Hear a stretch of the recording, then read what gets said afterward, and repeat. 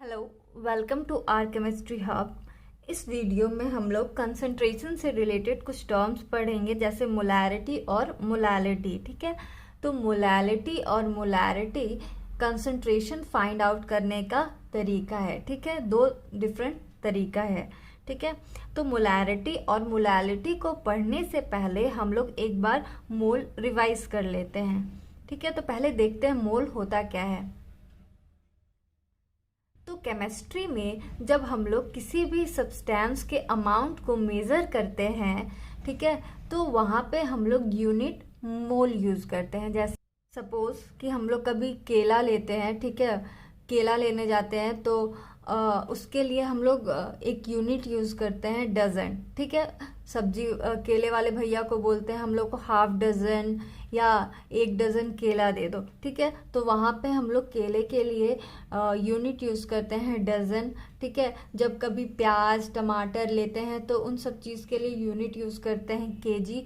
वैसे ही केमिस्ट्री में जब हम किसी भी सब्सटेंस के अमाउंट को मेज़र करते हैं तो हम लोग यूनिट यूज़ करते हैं मोल। ठीक है, तो यहाँ जैसे डजन का वैल्यू होता है, जैसे एक डजन में 12 ऑब्जेक्ट्स होता है। ठीक है, वैसे ही एक मोल में 6.022 इंटू 10⁻23 पार्टिकल्स होता है।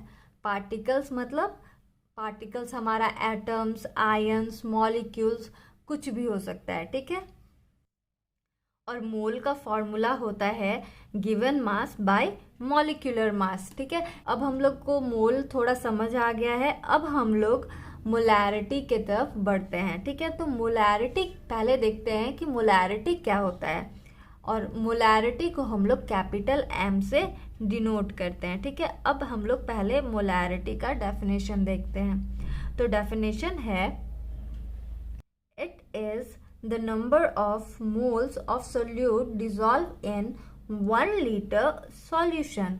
इसका मतलब है कि जो सॉल्यूट और सॉल्वेंट को मिक्स करने के बाद हम लोग को सॉल्यूशन मिलता है, उस सॉल्यूशन के 1 लीटर में कितना सॉल्यूट का कितना मोल डिसॉल्व हो रहा है।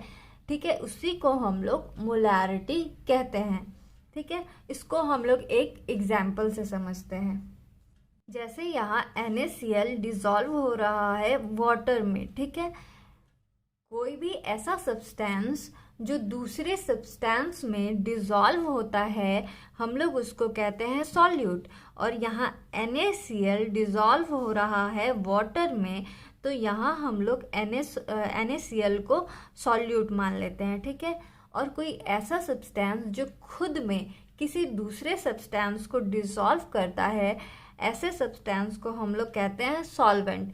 और यहाँ वाटर खुद में NaCl को डिसॉल्व कर रहा है, तो वाटर को यहाँ हम लोग सॉल्वेंट बोल सकते हैं। ठीक है, तो जब सॉल्यूट NaCl डिसॉल्व होता है सॉल्वेंट वाटर में, तो हम लोगों को एक सॉल्यूशन मिलता है। ठीक है, इस सॉल्यूशन के 1 लीटर में कितना मोल ऑफ सॉल्यूट मतलब कितना NaCl का कितना मोल डिसॉल्व होता है, उसी को हम लोग मोलैरिटी कहते हैं। ठीक है, तो मोलैरिटी का फॉर्मूला हम लोग मोलैरिटी के डेफिनेशन के हेल्प से निकाल सकते हैं। तो डेफिनेशन में था कि कितना मोल सॉल्यूट का डिसॉल्व होता है सॉल्यूशन 1 लीटर सॉल्यूशन में। ठीक है, तो मोलैरिटी इज इक्वल टू लिख सकते हैं mole of solute bye volume of solution in litres. ठीक है, सपोज कि अगर हमारा सॉल्यूशन लीटर्स में ना होकर ml में हो, तो हम लोग क्या करेंगे, 1000 से मल्टीप्लाई कर देंगे। देखते हैं कि कैसे। मोल ऑफ सोल्यूट को हम लोग रिप्रेजेंट करते हैं Na से यहाँ। ठीक है, और वॉल्यूम को हम लोग रिप्रेजेंट करते हैं V से। ठीक है, तो मोलैरिटी का फॉर्मूला होता है mole of solute. Mole of solute क्या है, Na bye volume of solution. Volume of solution को हम लोग किस चीज़ से रिप्रेजेंट करते हैं, V। सपोज कि यहाँ V ml में है और हमको इसको लीटर में कन्वर्ट करना है, तो हम लोग क्या करेंगे, इसको 1000 से डिवाइड कर देंगे। ठीक है, तो तो फिर ये 1000 क्या होता है, ये यहाँ ऊपर जाकर मल्टीप्लाई हो जाता है, ठीक है। तो हम लोग लिख सकते हैं Na/V इंटू 1000। यहाँ Na है मोल ऑफ सोल्यूट, V है volume of solution, multiply by 1000, ठीक है। तो हम लोग तो molarity is equal to mole of solute by volume of solution into 1000 लिख सकते हैं जब हमारा सॉल्यूशन ml में है। तो मोलारिटी को क्लियर करने के लिए हम लोग एक क्वेश्चन देखते हैं। क्वेश्चन है what is the concentration of sugar in mole per litre if its 20 gram are dissolved in enough water to make a volume up to 2 liter। Question में हम लोगों को शुगर का कंसंट्रेशन निकालना है मोल पर लीटर, ठीक है। और हम लोग मोलारिटी का फॉर्मूला देखे थे, मोल of solute by volume of solution, ठीक है। तो अगर हम लोग इसका यूनिट निकालते हैं तो हम लोग लिख सकते हैं मोल, ठीक है, मोल पर लीटर, ठीक है। तो यहाँ हम लोग को सिंपली तो यहाँ हम लोग को मोलारिटी फाइंड आउट करना है, ठीक है। तो क्वेश्चन में है कि शुगर वाटर में डिसॉल्व होता है और डिसॉल्व होता है तो हम लोगों को एक सॉल्यूशन मिलता है, ठीक है।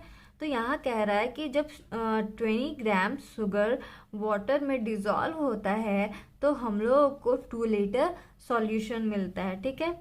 तो यहाँ हम लोगों का शुगर सॉल्यूट है और वाटर सॉल्वेंट है, ठीक है। तो यहाँ शुगर तो हम लोग जब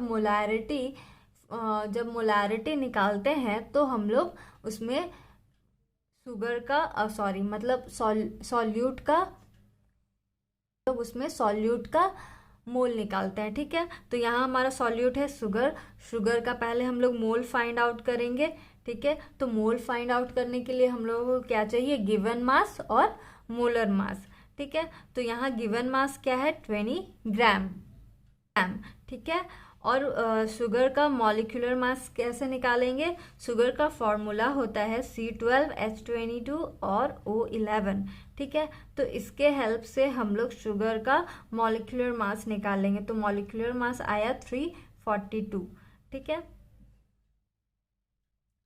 तो अब हम लोग मोल ऑफ शुगर निकाल सकते हैं, ठीक है। मोल निकालने के लिए हम लोग क्या करते हैं, given mass by molecular mass. यहाँ गिवन मास क्या है, 20 ग्राम, ठीक है। मॉलिक्यूलर मास कितना आया, 340।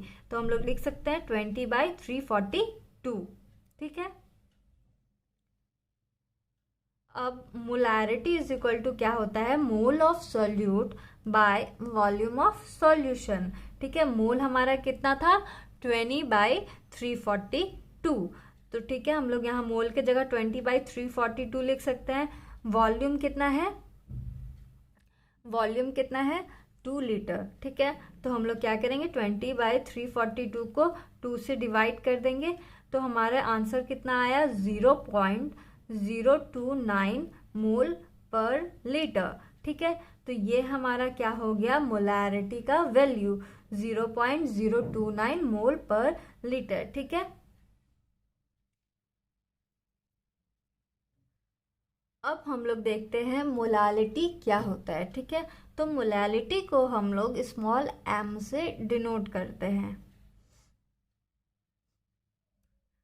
तो पहले हम लोग मोलालिटी के डेफिनेशन को देखते हैं। तो डेफिनेशन है, it is the number of moles of solute dissolve पर 1000 और 1 kg ऑफ द सॉल्वेंट, ठीक है। तो इसका मतलब है कि कितना मोल ऑफ सॉल्यूट डिजॉल्व होता है 1000 ग्राम या 1 kg सॉल्वेंट में, ठीक है। सपोज कि हमारा कोई सॉल्यूट है, ठीक है, और यहाँ सॉल्वेंट है। ये सॉल्वेंट हमारे पास 1 kg है।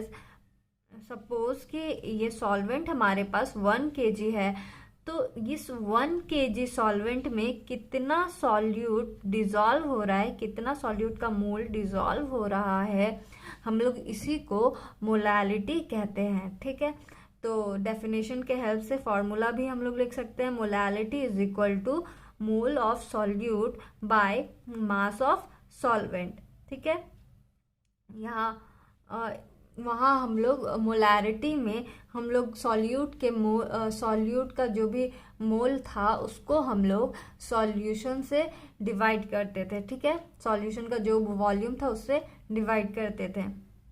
लेकिन यहाँ मोलालिटी में हम लोग सॉल्यूट के मोल को सॉल्वेंट के मास से डिवाइड करेंगे। ठीक है, तो मोलालिटी का फॉर्मूला है mole of solute by mass of solvent in KG. Suppose कि अगर हमारा सॉल्वेंट केजी में ना होकर ग्राम में है तो हम लोग लिख सकते हैं mole of solute by mass of solvent in gram. ठीक है, तो जब अगर हमारा ग्राम में है तो हम लोग क्या करेंगे, 1000 से मल्टीप्लाई कर देंगे। ठीक है, सपोज कि अगर मोल ऑफ सॉल्यूट हमारे पास Na है, ठीक है, मास ऑफ सॉल्वेंट हमारे पास m है, तो हम लोग लिख सकते हैं molarity is equal to Na by m। ठीक है, अगर ये हमारा मास ग्राम में है और हमको केजी में कन्वर्ट करना है तो हम लोग क्या करेंगे, इसको 1000 से डिवाइड कर देंगे। क्यों? क्योंकि 1 kg इज इक्वल टू होता है 1000 ग्राम। ठीक है, अगर हमको ग्राम को केजी में कन्वर्ट करना है तो हम लोग क्या करते हैं, 1000 से डिवाइड कर देते हैं। तो जब हम लोग इसको सिंप्लीफाई करेंगे तो हम लोग लिख सकते हैं Na बाई m इंटू 1000। ठीक है, वही सेम चीज यहाँ भी है, molality is equal to mole of solute by mass of solvent in gram into 1000। तो मोलालिटी को भी समझने के लिए हम लोग एक क्वेश्चन देखते हैं। तो क्वेश्चन है, calculate the molality of a solution containing 20.7 gram of potassium carbonate dissolve in 500 ml of solution. ठीक है, और डेंसिटी दिया हुआ है 1 ग्राम पर मिलीलीटर। ठीक है, तो यहाँ पे हम